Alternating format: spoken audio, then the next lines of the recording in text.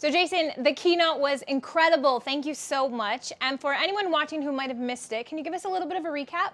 Yeah, I'd love to. Thanks so much for asking. In the presentation, the keynote, I got to share our latest insights and research when it comes to generations. If you missed it, get out your pen right now or however you're going to take notes because this is good stuff.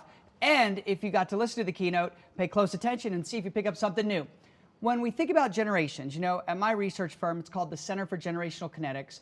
All we do is study generations. We're on a mission to separate myth from truth because when leaders like yourself know what actions to take, grounded in data, grounded in research, the results are incredible. So the first starting place is always to talk about what is a generation. And as I shared in the keynote, a generation, they are clues and not a box, but they're incredibly powerful, predictive clues to do three things. And as a distributor and frankly as a leader, these are the three most important things you can do. And that is generations allow you to connect with, build trust, and drive influence with people older, younger, and even the same exact age. There's very specific trends that shape generations. The first one, parenting. It's almost never talked about, but has a huge impact on generations. We learn from parents everything like, should you start your own business? Should you take on debt? What does hard work look like? Is a job beneath you? Do you need to go to university? All of these things are learned from parents. Second trend I talked about that really shapes generation is technology. And going a little bit deeper than even we did on the keynote, what we've uncovered in our research is every one of us has a different natural relationship with technology that is largely driven by our age. And at our research center, we look at all of these parenting, technology, and a bunch more, and what we figured out is very specific insights for each of the generations that you can use right now to grow your business in this time, right now during the pandemic. And I want to share those characteristics in this quick recap. For millennials, let's start there and we'll circle our way back to Gen Z. Millennials, they're older than most people assume. They're already 40 years old. Remember millennials? We were supposed to be so young and our pants are falling off and we didn't have our act together. Well, turns out that is not true. Millennials are now 40 years old. Largest generation in the workforce, #1 generation that's starting their own business. There's a huge percentage of millennials in Herbalife right now, and what our research has proven is that millennials can make phenomenal distributors. So we really want to pay attention to them. We also talked about millennials experiencing delayed adulthood and that they're not tech savvy, but tech dependent. Important distinction. And we know that millennials communicate differently than other generations. So we want to make sure we're sensitive to how they choose to communicate. And then we back up just a little bit to Generation X, the famous Gen X generation, my wife's generation. Nobody talks about Gen X. It's like they're completely overlooked and they're so important. What do we need to know about Gen X? This generation, naturally skeptical. They're the ones that love to download my research for free online because they really want to see the data, which is totally cool. Doesn't hurt my feelings. That's why we put it there. What else do we know about Gen X? Very loyal, but they're loyal to individuals more than organizations. They're also at a very important life stage right now, both serving their kids and also helping their parents. And then we back up a little bit more to baby boomers. And baby boomers, no, sometimes people overlook boomers. We do not at the Center for Generational Kinetics and definitely not at Herbalife. What do we know about baby boomers? They have the most accumulated work experience, the deepest relationships. They control the wealth in the world, by the way. They also tend to be senior leaders, and they are right now continuing to generate tremendous results. They are not on their way out, so you need to let go of that. They are actually the most influential generation. And that brings us all the way back to Generation Z, the new generation, the emerging generation, the one that I want to make sure we focus on today as we have this Q&A. Gen Z is already 23, 24, and even 25 years old. They're the most diverse generation in the world. They have a completely different relationship with technology than other generations. In fact, check this out. Gen Z does not remember a time before the smartphone.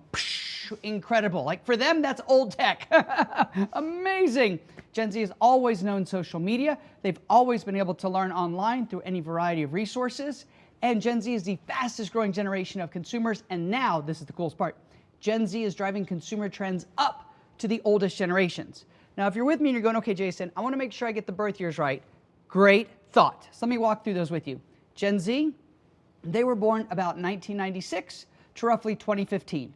Very important to know that, right? What does that mean? Sneak peek, the generation after Gen Z is already born. Oh, well, yeah, we're going to talk about that in a future time. Then we get to millennials. Millennials were born about 1977 to about 1995. Huge generation, driving so much performance and results. Then we get to Gen X, born about 1965 to 1976. And then before that, we get to the baby boomers. Boomers! They were born 1946 to 1964. Now, I know you're probably going, but Jason, why are some of these longer than others? Well, if you missed the keynote, you would know the answer, but let me give you a little more detail. What we're looking for is predictability by scenario. And in fact, what we've uncovered is the millennial generation is splitting into 2 different generations. And I know one of the things Brooke commented on was, the group most offended by millennials acting entitled? Other millennials who do not feel entitled. That's right. She and I are both experiencing this. We do not like the entitled millennials, in case you were wondering. And then baby boomers are actually 2 generations, not 1. But if I say that up front, they sort of freak out. So we wanted to come back to that. We believe that older boomers and younger baby boomers are very different because they had different formative events. So when you sort of take that perspective, you go, oh, okay, I get these generations. Sometimes there's an event that separates one generation from another. Could be, for example, 9/11, Brexit, or even COVID-19. Sometimes there's not, and so you have more of a transitional period. And if you're born on the edges, you're what's called a cusper, which, by the way, is an advantage because it means you're empathetic to both generations. And I believe the most important thing is to know that every single generation is important. Every single generation brings value, and every single generation can help you grow your business with Herbalife. And that is what we're going to dig into more today. So fired up to get into this Q&A. Let's go. Amazing, Jason. I learned so much. I'm like, keep telling me these things. I'm learning. So since we started talking about these generational topics, I've been testing it. And I've had some awesome experiences. So first and foremost, my family is hiring a new nanny. And, the nannies that we're looking at are in that Gen Z age group. So I'm like, okay, this is my shot, to test it and see if I can utilize some of these learnings that we've been working on. So for example, one of the things that I loved that I learned was, and I was so surprised by it, was as Gen Z, with the job experience, right? So they come in the first day, and if they don't have a great experience on their first day, they're like, oh, this is not for me. They make very serious decisions on day 1, which I was super surprised by and kind of like, really? So we're interviewing this nanny, and she's gonna come out to our house, right? So I'm thinking, okay, she has to have a really great experience, so she wants to stay here for a long time. Well, our house is kind of hard to find.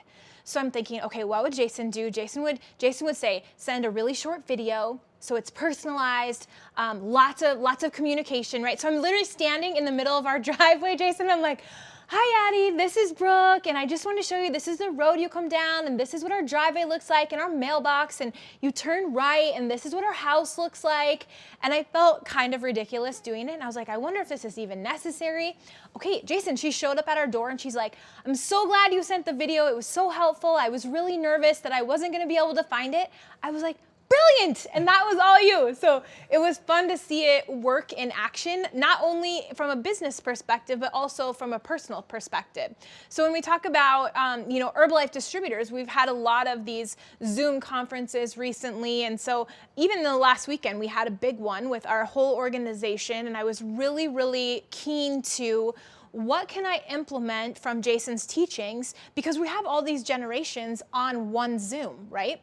And I know we're going to talk about that in a little bit, but because of what you were talking about and what we've learned from you, it was like, okay, we're playing games, and there's little short, this person pops in and this person pops in, so we could keep their attention longer. We've got games, we've got polls, we've got music, and I was just so aware of keeping the attention of all of these distributors from different generations. And the feedback was awesome. They loved it. They stayed on the whole time. They were excited. They were taking notes, and they learned so much. So for me personally, just, studying your teachings and studying the different generations and understanding how it works, I've learned so much, and I've implemented so much. So thank you. And I know everyone watching is gonna take all this information, implement it into their Herbalife business, and blow it up. It's gonna be really exciting. Oh, that's amazing. And what I love about that is you're able to implement it in your own life as well as in your business. And I think sometimes we forget about that, but it's so incredibly powerful to take these generational insights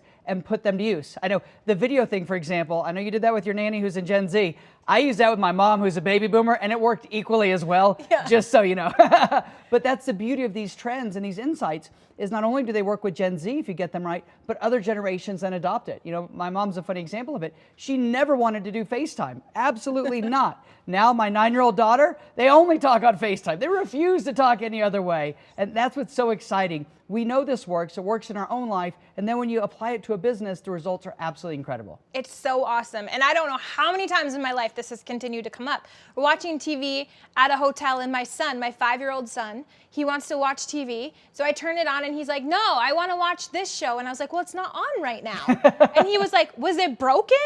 He's so used to Netflix that he doesn't even understand the concept of regular TV where he can't select the program.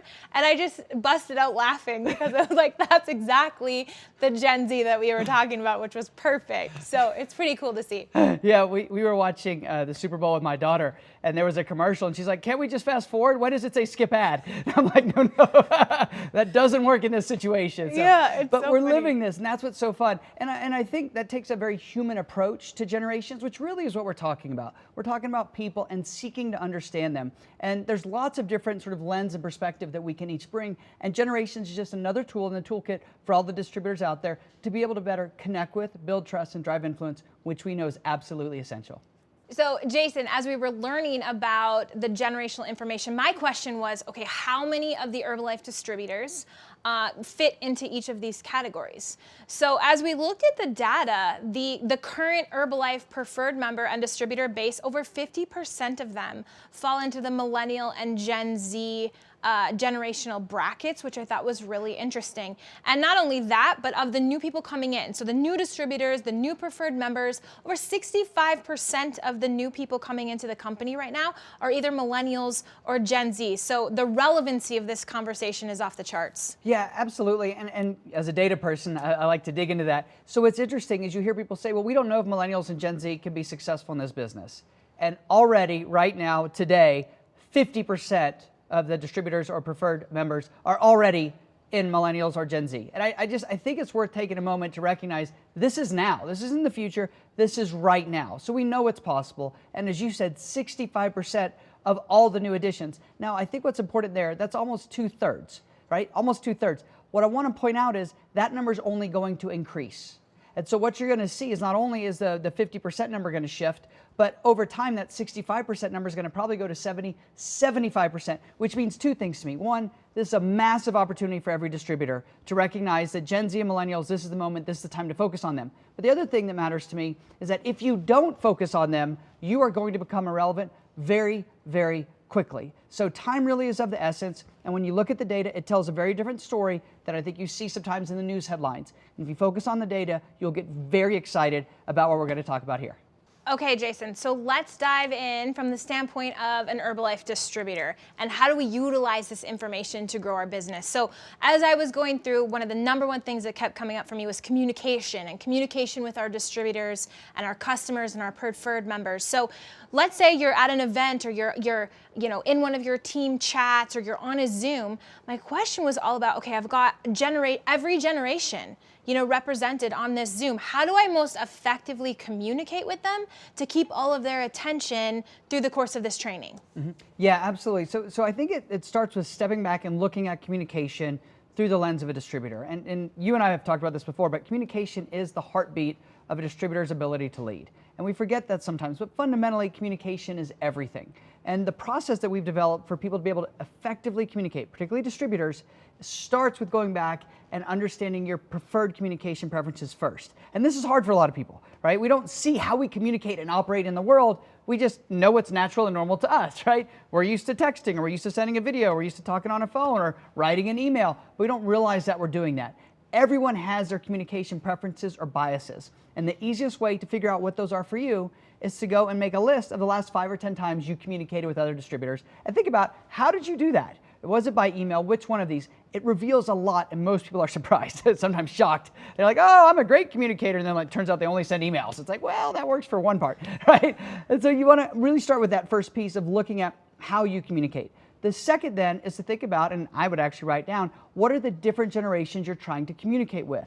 Maybe it's 2, 3, I would argue probably even 4 different generations, whether that, as you said in the example, a Zoom or in some other type of situation. you're trying to communicate with multiple generations at the same time. And it's good to document that. At least just write down, is it 2, 3, 4? How many generations is it? And how do they prefer to communicate? That's where people are like, okay, I've been sending emails or I've been doing this. And when I look at this, I can see that this group wants to communicate in this way. That's where the breakdown usually happens, and also the ahas when you go, oh, I can totally adapt. So the first step is recognize your first communication preferences, sort of your go-to moves, if you will, for communicating, and then look at who am I trying to communicate with and see if they're aligned. Usually they're not. That's totally fine. At that moment, then you can step back and go, okay, the 2 most important things we know to effectively communicate right now, particularly in direct selling, one is frequency and the second is channel. So what do I mean by frequency? What we know for a fact through our research is how frequently you communicate with your team is incredibly important. And the younger you go, millennials down to Gen Z, the more they need that frequent feedback, that quick hit communication that others may, oh, this seems like so much work. It's not. It's actually less work. They want less information. They just want it more frequently, right? Yes. And so when you think about that, okay, is the frequency of the communication that I'm providing the right fit? Am I really able to engage Gen Z and millennials? By the way, this goes from adding them to your team, recruiting, bringing them in, all the way to keeping them engaged. The second part is looking at the channel and going, okay, should I be using text message? Is it, WhatsApp? Where is it that I'm using to and able to connect with them? Does that channel really fit them? And once you put those 2 together, then you can really unlock communication preferences. And so often people jump to one of those steps, but if you use that process, you really can end at the right answer on how to communicate. And when you look at Zoom all of a sudden, then you run into the questions of, well, do people have to turn on their camera? A lot of people are like, I don't know if I want to turn my camera on, right? But it's one of the ways people can see and interact. And if some people are uncomfortable, make it a game. Find a way to get people to at least, say hello, and then maybe they turn it off. But it humanizes it. And for those that are watching that are going, but Jason, I don't think I look good in the camera. Look, none of us look good in the camera. There's not a camera out there that we look good in on Zoom, right? It is what it is. But it humanizes, allow people to see, read your facial expressions. You feel more of a connection, which is very important. And by the way, there's all kinds of things that are going to happen in the background. Your dog is going to bark. You're going to have unexpected visitors. Stuff is going to happen.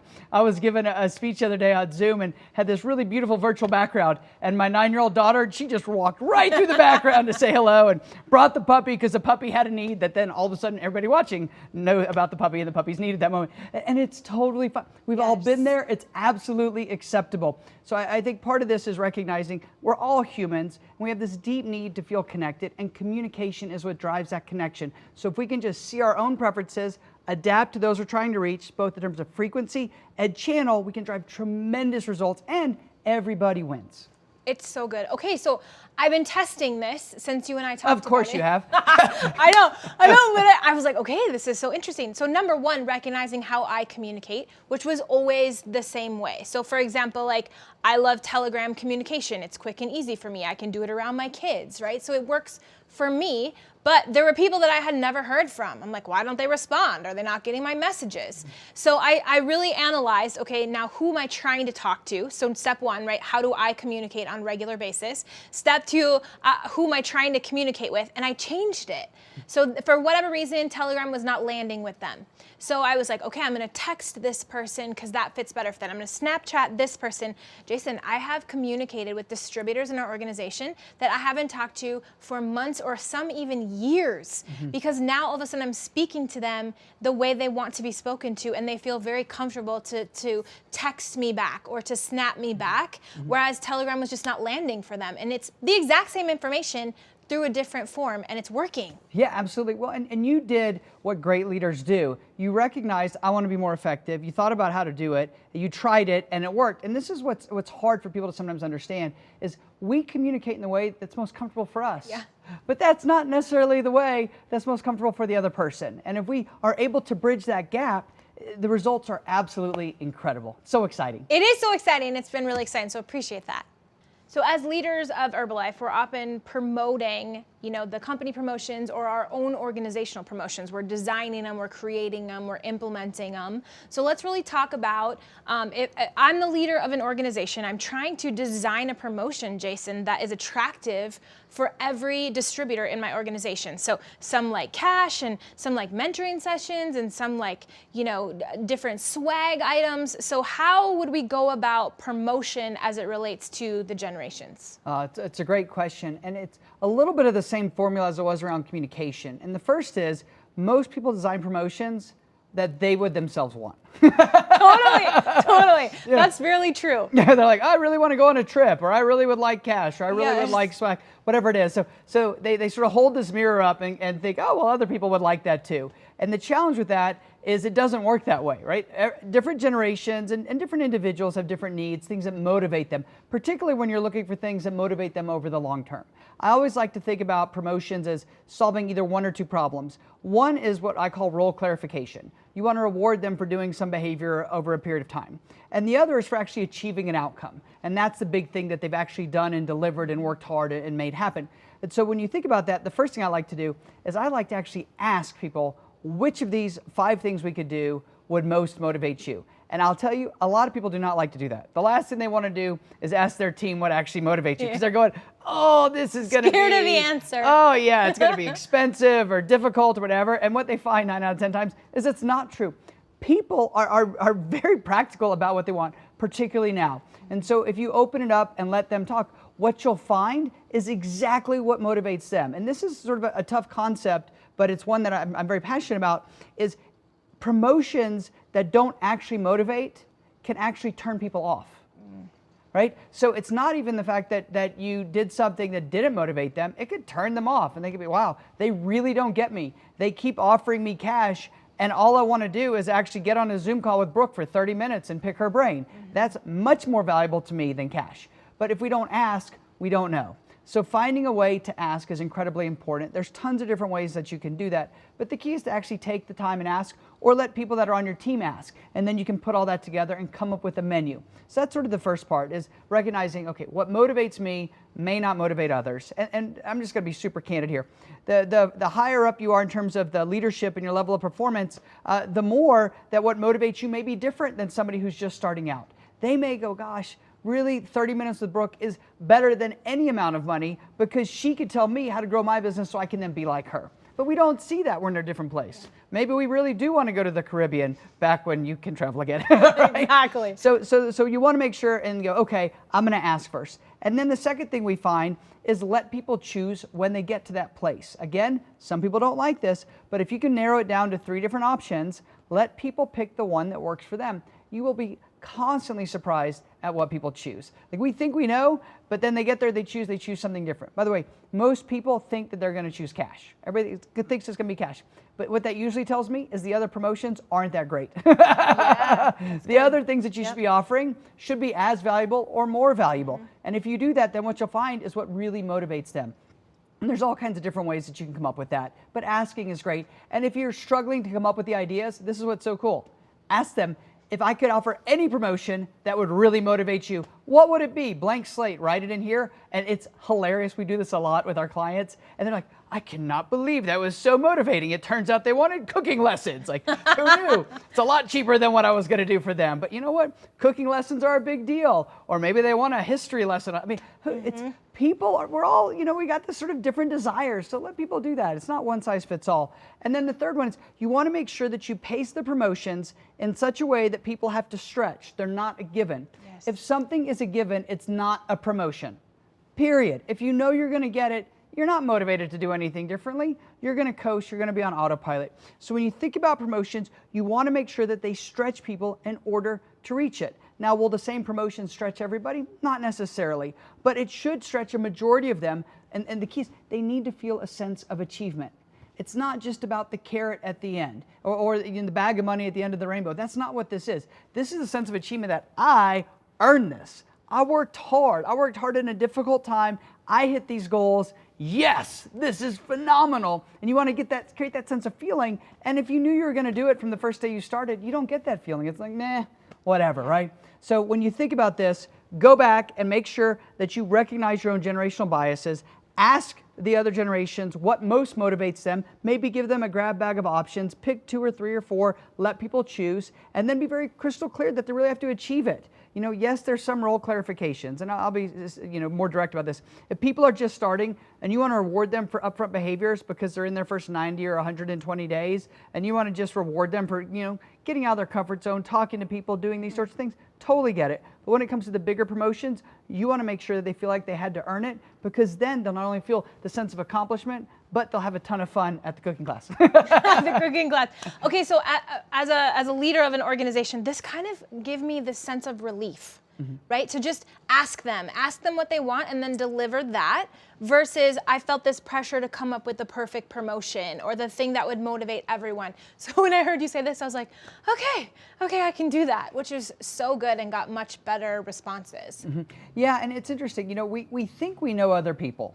Right? We think we know what they want until we ask them. And if you ask them and you make it in a safe way to be able to reply, we may find out that, wow, what they really want is a cooking class, because it turns out when they were growing up, they loved to cook with their family. They want to now create that experience with their kids. You know, we just did a cooking class as a reward with me, my wife, and our daughter, and it was an absolute blast. And I found out, by the way, I can't cook, but my daughter has an incredible gift for it. Yes. I got stuck on cutting duty. That was the best I could do. But it was such a great memory. And you know what we did, and this is another way to think about it, we took photos and videos of the experience. Now it was through Zoom, but now all of a sudden we have those around our house. It was such a great memory. We have this emotional connection in addition to the sense of achievement that we earned it together. It just, you create a much more meaningful experience. And at the end of the day, that's what a great promotion does. If you want it to mean something, you've got to make it meaningful, right? Start with that and you'll make sure and deliver on it. That's fantastic. So let's talk about engagement. And specifically, let's go millennials and Gen Z and how we really keep them engaged in what we're doing from an Herbalife perspective. Yeah, it's a great question, because I want to separate out communication from engagement. You know, we've talked about communication as the heartbeat, the pulse of what connects us and also what can make us feel disconnected.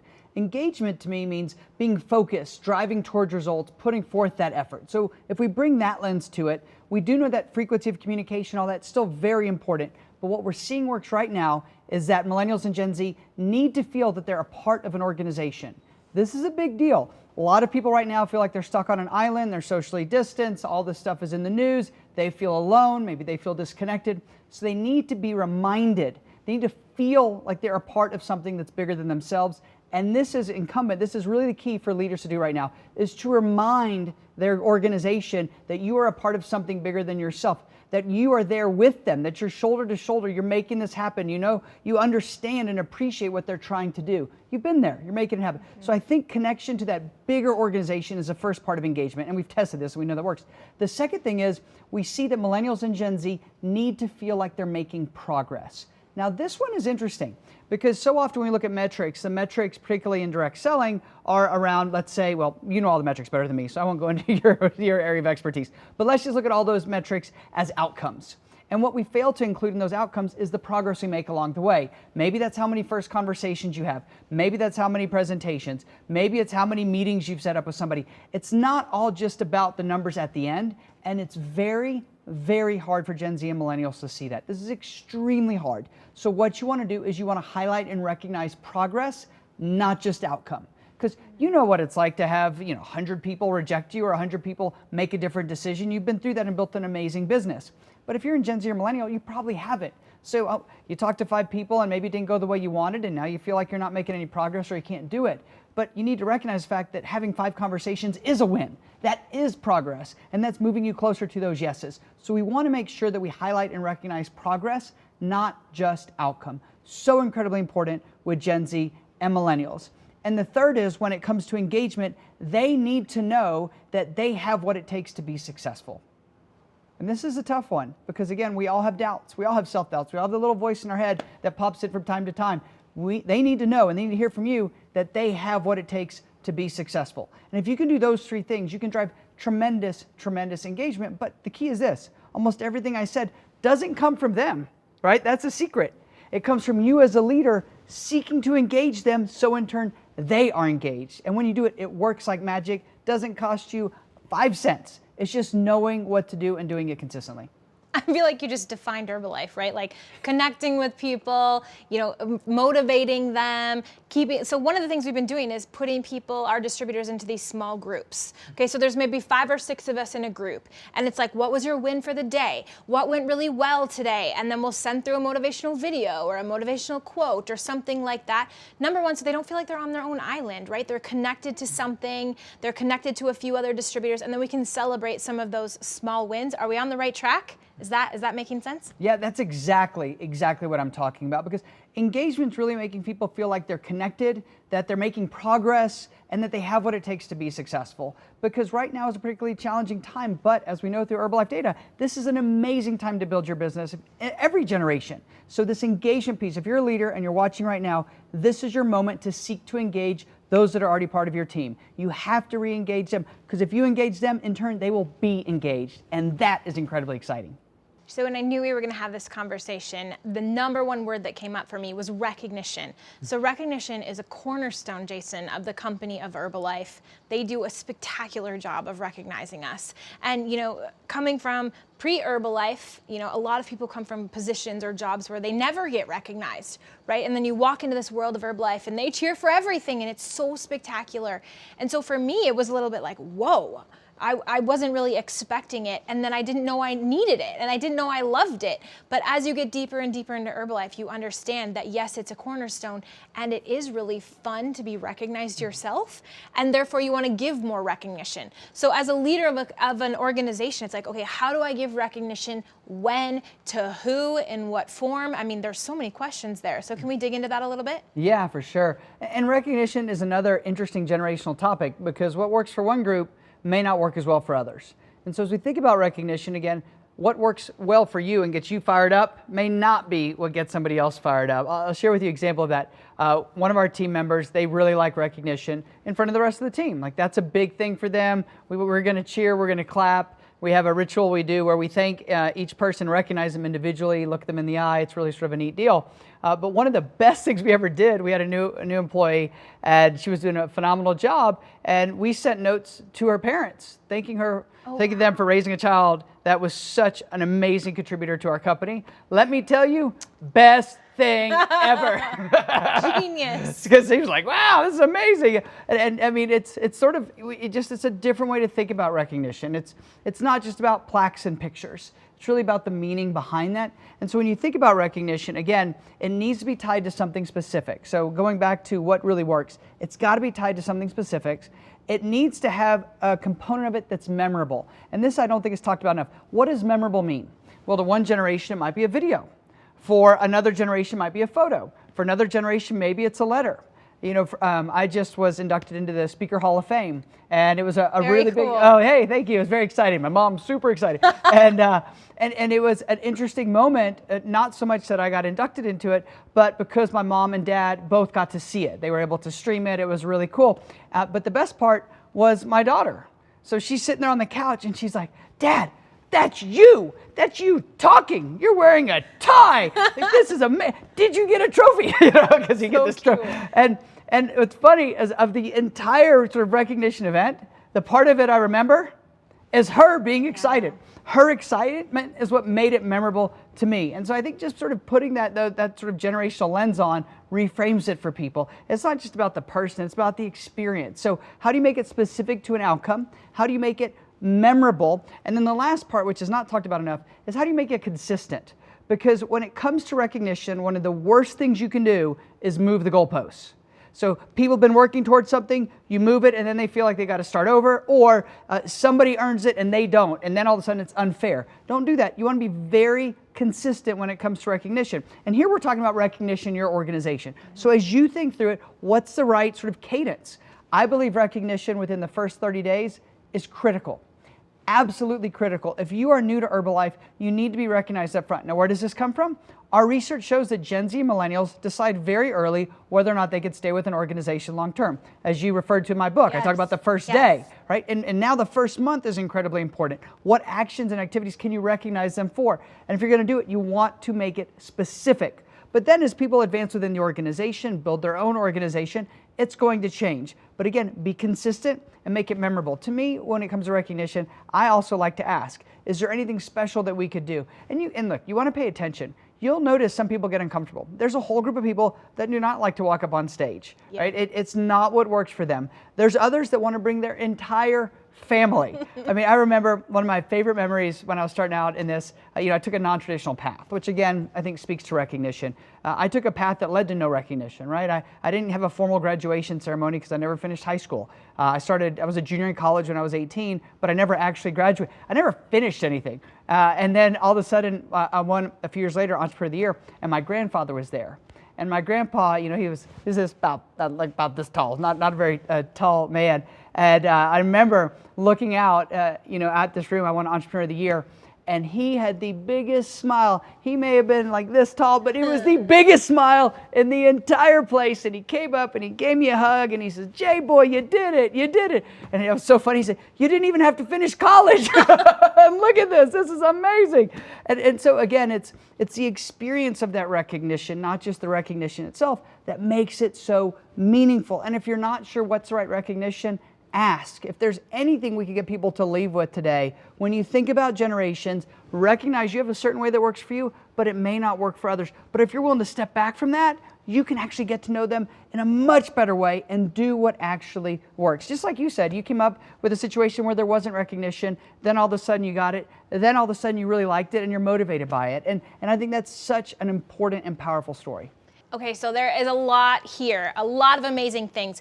Let's go through, I feel like it would be helpful for the distributors watching. Let's go through each generation, Jason, and talk about the strengths of each group so we have that kind of top of mind awareness. Yeah, and I love that question because so often people want to talk about the negatives of each generation, like what's wrong with them, my generation's great, and every single generation brings value and impact. It's just stepping back and recognizing that. So let's go from baby boomers to Gen Z. So baby boomers, again, they were born about 1946 to 1964, and I believe their greatest strength is the experience that they bring. They have tremendous life experience and work ethic, that real desire. They know how to get things done, and I think we need to appreciate and value that more. And then we get to Generation X, who has tons of strengths, by the way, and they're just not talked about. And we've talked about them today. Yes. Gen X right now is cheering like, yes, Jason and Brooke talked about us. So what do we know about Gen X? They are into the data. They want to know that you have backup plans and contingency plans. They really care about that, which, by the way, makes them great leaders. And I have to tell other generations, look, it's not that Gen X doesn't like you, it's that they don't believe you. Yeah, that's true. But if you know that and you bring your data to them, they're the most loyal generation. So Gen X really into the data, and that makes them incredibly good leaders. Then we get to millennials. What do we know about millennials? Right now, millennials are the most entrepreneurial generation. Yes, Gen Z wants to start their own business, but millennials are actually doing it. Incredibly entrepreneurial. And think about that fit with Herbalife. Yeah. If you want to own your own business or have a side gig, a business in addition to what you're doing, maybe at a typical job, huge opportunity. You know, it's interesting. Millennials came of age when they saw a lot of these big companies really fail or struggle. And so it makes sense that they want to own their own business and become increasingly self-reliant, which is incredibly exciting.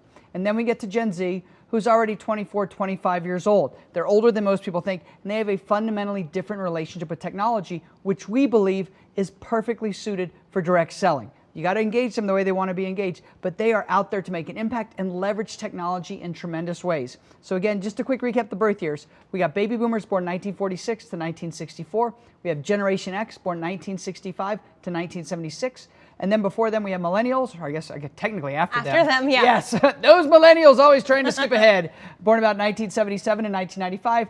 And then we have Gen Z, born about 1996 to 2015. And the key thing is, all those generations are already in Herbalife. And as we look ahead, where's the big growth? Gen Z and millennials. Value every generation, and you will unlock tremendous talent. Such an exciting time. It is so exciting, and as a leader of an organization, it's so important to know that we do have all of them, and they all have such great strengths. So I feel like for me that was super helpful, just to kind of see what I'm working with. Okay, so in this whole conversation, if you could leave people with one thing, or like this is the most important thing to take away, what would that be? It would be whoever adapts wins.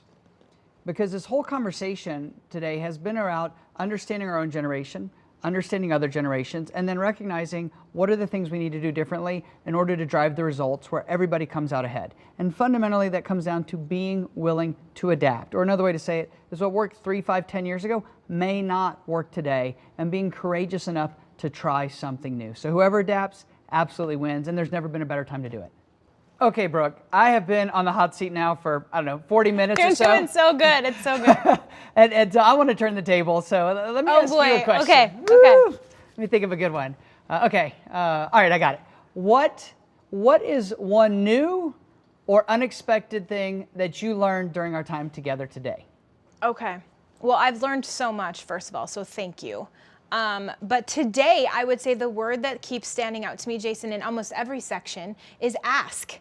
Right? Ask how they want to be communicated with. Ask what promotions that they're interested in, what promotions motivate them. Ask how they want to be recognized, how it could be memorable for them. You said that over and over and over again, and it just really stood out to me as something that is easy to do and easy not to do, right?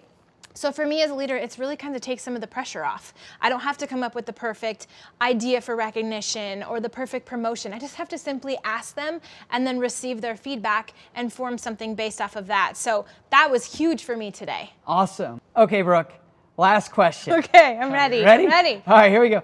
What is the advice or experience share that you would give the distributors who are watching right now as they think about taking that first step or building up the courage to take that step or create their plan? What would you share with them based on your own experience? It's good, and you touched on it, right? So we're seeing, the percentages of people that are coming into the business right now. 65% of the distributors and the preferred members coming into the business right now are millennials and they're Gen Z. They're new, they're excited, they have killer strengths like you pointed to, and I think we've got to implement on that and act on it right now and not be, set to the sideline or off to the side, but really go after it and utilize the information that you gave us here today. Yeah, completely agree. Now is definitely the time. And as time is up, I want to say thank you so much for having me on. It's been absolutely incredible to get to visit with you today. Well, I hope that all of the Herbalife distributors out there have learned as much as I have, Jason. This has been huge. So on behalf of all of us, thank you so much. Thank you. It's been an honor to be with you.